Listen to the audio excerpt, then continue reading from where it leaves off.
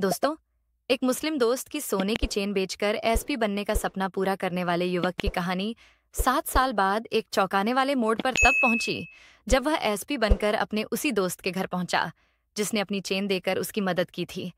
लेकिन दोस्त की हालत देखकर वह हैरान रह गया। ऐसा क्या हुआ था उसके मुस्लिम दोस्त के साथ जिसने उस एसपी के भी होश उड़ा दिए? पूरी सच्चाई जानने के लिए वीडियो को अंत तक जरूर देखें। दोस्तों, छोटे से गांव रामपुर में रहने वाले अर्जुन और समीर बचपन के घनिष्ठ मित्र थे। दोनों ने एक ही स्कूल में पढ़ाई की और साथ में हर खुशी और दुख का सामना किया। अर्जुन का सपना था कि वह बड़ा अफसर बने और समाज की सेवा करे, जबकि समीर हमेशा उसे प्रेरित करता और उसकी मदद करता था। अर्जुन पढ़ाई में होशियार था, लेकिन उसके परिवार की आर्थिक स्थिति कमजोर थी। उसके पास इतने साधन नहीं थे कि वह अपने अपने पूरे कर सके। समीर का परिवार थोड़ा संपन्न था और समीर का स्वभाव भी बड़ा दयालु और मददगार था। वह अर्जुन की काबिलियत को समझता था और हमेशा उसकी मदद करने को तैयार रहता।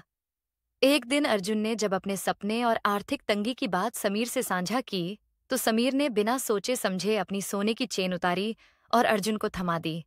समीर ने कहा, यह चैन बेचकर तुम अपनी कोचिंग और किताबों का इंतजारिम करो। तुम सिर्फ मेहनत करो। मुझे यकीन है कि तुम एक दिन बड़े अफसर जरूर बनोगे। अर्जुन ने अपनी दोस्ती और समीर के इस बलिदान को दिल से स्वीकार किया। उसने वादा किया कि वह एक दिन अपने दोस्त का यह कर्ज चुकाए। समीर के बलिदान और अर्जुन की कड़ी मेहनत ने उसे एक बड़ा अफसर बना दिया। वह अब जिले का एसपी बन चुका था, लेकिन समय के साथ दोनों दोस्तों के बीच दूरी बढ़ गई थी। अर्जुन व्यस्त हो गया और समीर भी अपनी पारिवारिक जिम्मेदारियों में उलझ गया। लेकिन अर्जुन के दिल में समीर के एहसान की याद हमेशा ताज़ा थी। अर्जुन ने समीर की दी हुई सोने की चैन बेचकर कोचिंग की फीस भरी और सिविल सेवा परीक्षा की तैयारी शुरू की। छोटे से गांव में रहते हुए इतने बड़े सपने को पूरा करना आसान नहीं था। अर्जुन ने दिन रात एक कर दिया, ना दिन की परवाह की, न रात की। उसकी माँ उसे देखकर परेशान हो जाती, लेकिन अर्जुन के चेहरे पर आत्मविश्वास की चमक उन्हें तसल्ली देती थी। वहीं समीर अपने दोस्त की प्रगति के लिए हर दिन प्रार्थना करता। परीक्षा के दिन नजदीक आए और अर्जुन ने अपनी मेहनत और समर्पण से परीक्षा में टॉप किया। एसपी की रैंक मिलने पर वह बेहद खुश था, लेकिन उसकी खुशी तब अधूरी लगती जब वह समीर को याद करता। अर्जुन जानता था कि समीर की मदद के बिना उसका यह सफर संभव नहीं था। समीर दूसरी ओर अपने परिवार के साथ गांव में सामान्य जीवन जी रहा था। उसकी आर्थिक स्थिति भी अब पहले जैसी नहीं रही थी। उसके पिता के बीमार पड़ने और खेती में घाटा होने के कारण वह परेशानियों में घिर गया था। लेकिन उसने कभी अर्जुन से मदद मांगने की कोशिश नहीं की, क्योंकि वह जानता था कि अर्जुन अब एक बड़ा अफसर बन चुका है और बहुत व्यस्त रहता होगा। अर्जुन ने कई बार समीर से संपर्क करने की कोशिश की, लेकिन समीर का फोन नंबर बदल चुका। गांव जाने का समय अर्जुन की व्यस्त जिंदगी में नहीं मिल पाता था। फिर भी अर्जुन के मन में हमेशा यह ख्याल रहता कि वह समीर का एहसान चुका सके और अपने सबसे प्यारे दोस्त से एक बार फिर मिल सके। अर्जुन ने ईएसपी बनने के बाद भी समीर को कभी नहीं भुलाया। अपनी व्यस्त जिंदगी में हर उपलब्धि के पीछे उसे समीर का त्याग और उसकी दी हुई सोने की चेन याद आती। हालांकि वह अपनी नई जिम्मेदारियों में व्यस्त था, लेकिन उसके दिल में हमेशा अपने दोस्त को ढूंढने की चाह बनी रही।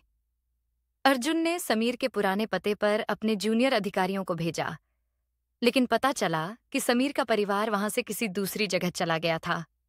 समीर की तलाश ने अर्जुन को बेचैन कर दिया। वह जानता था कि समीर को उसकी मदद की जरूरत हो सकती है, लेकिन समीर की खुददारी ऐसी थी कि वह अर्जुन से कभी संपर्क नहीं करता। अर्जुन ने अब अपने विभाग के अन्य अधिकारियों को भी गांव के आसपास समीर के बारे में जानकारी जुटाने का काम सौंपा। वह हर रोज यह उम्मीद करता कि कहीं से कोई खबर आएगी। वहीं दूसरी तरफ समीर अपनी परेशानियों से जूझ रहा था। पिता की बीमारी और आर्थिक तंगी ने उसे गांव में छोटा-मोटा काम करने पर मजबूर कर दिया। अपनी परिस्थितियों से लड़ते हुए भी समीर को अर्जुन की सफलता पर गर्व था। उसने मन ही मन ठान लिया था कि वह कभी अर्जुन के सामने अपने संघर्ष का जिक्र नहीं करेगा, क्योंकि उसकी दोस्ती स्वार्थ से परे थी।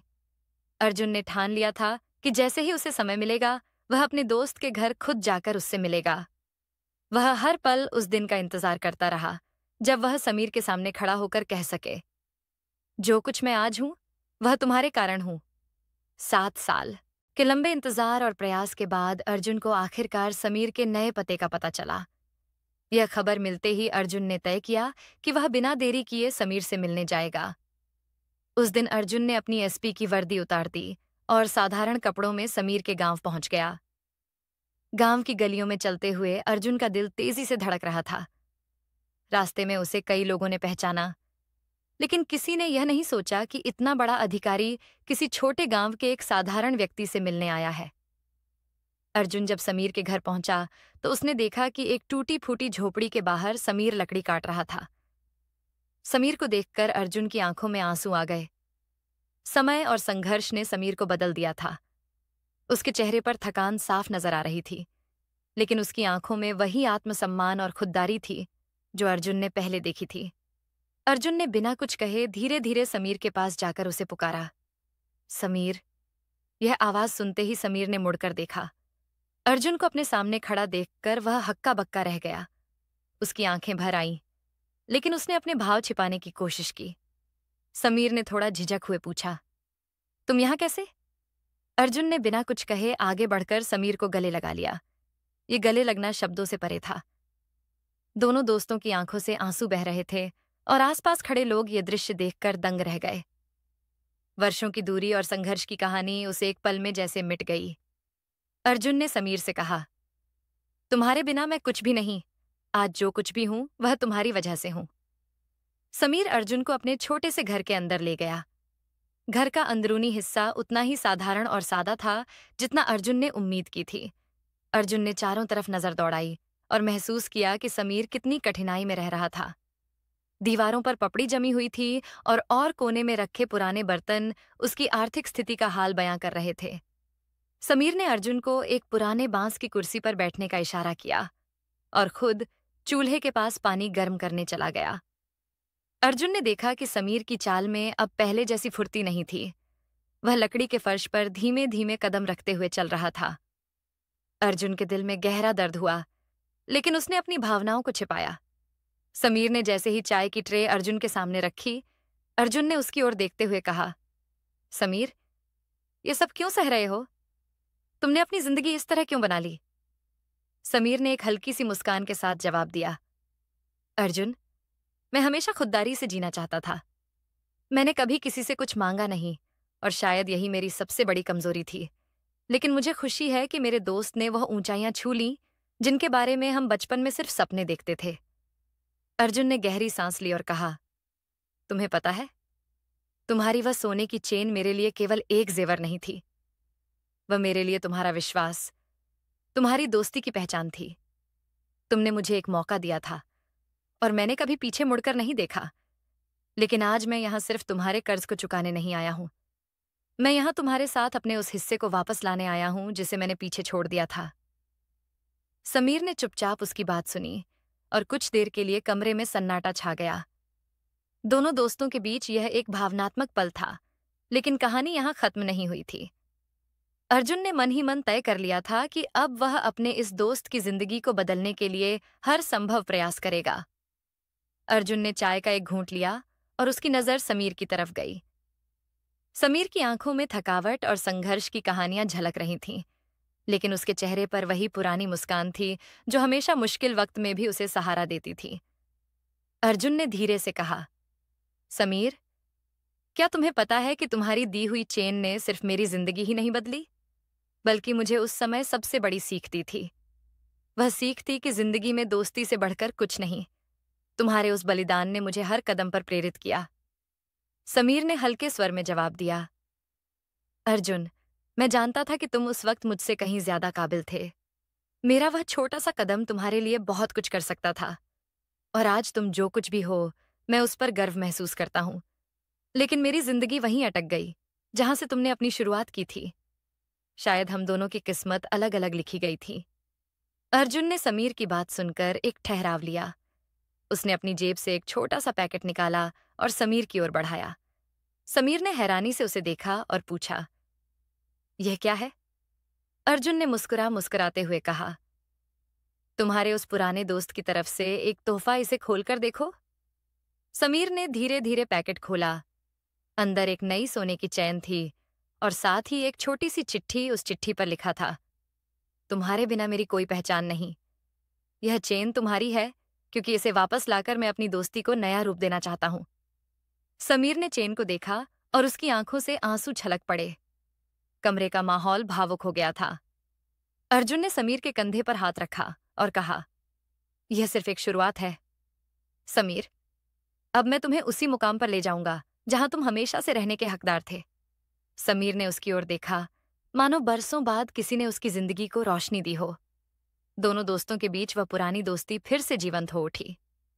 समीर ने आंसू पोंछ हुए अर्जुन की ओर देखा। उसकी आंखों में कृतज्ञता और पुरानी यादों की चमक थी। अर्जुन ने चाय का आग घूंट लिया और कहा, समीर, ये वक्त सिर्फ बीते दिनों को याद करने का नहीं है। अब मैं तुम्हारी जिंदगी में वह बदलाव लाना चाहता हूं जो तुमने कभी मेरे लिए किया था। तुम्हारी मदद से ही आज मैं इस मुकाम पर हूं और अब बारी मेरी है कि तुम्हें वहां तक ले जाऊं जहां तुम हमेशा से होना चाहते थे।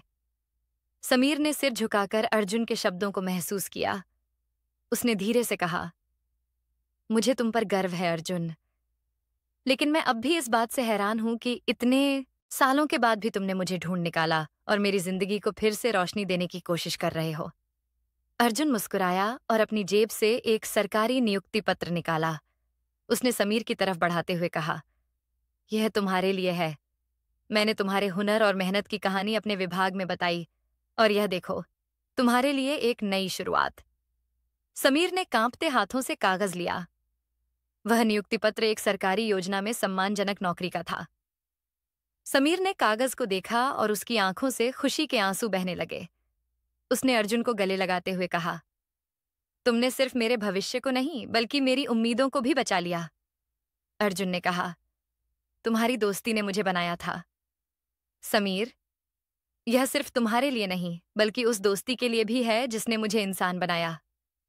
कमरे में एक गहरी खामोशी छा गई जो भावनाओं से भरी हुई थी। अर्जुन ने कहा, अब जब भी लोग पूछेंगे कि मैं यहां तक कैसे पहुंचा, मैं बस तुम्हारा नाम लूंगा, क्योंकि असली दोस्त वही होता है जो खुद जलकर दूसरे की जिंदगी में रोशनी लाए।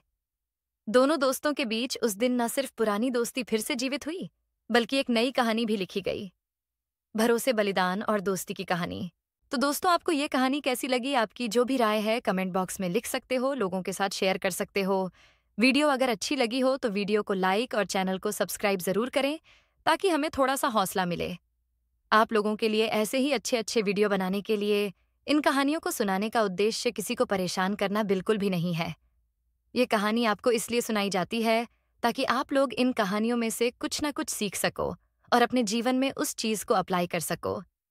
मिलते हैं किसी अगली वीडियो में नए टॉपिक के साथ। तब तक के लिए आप सभी का बहुत बहुत धन्यवाद।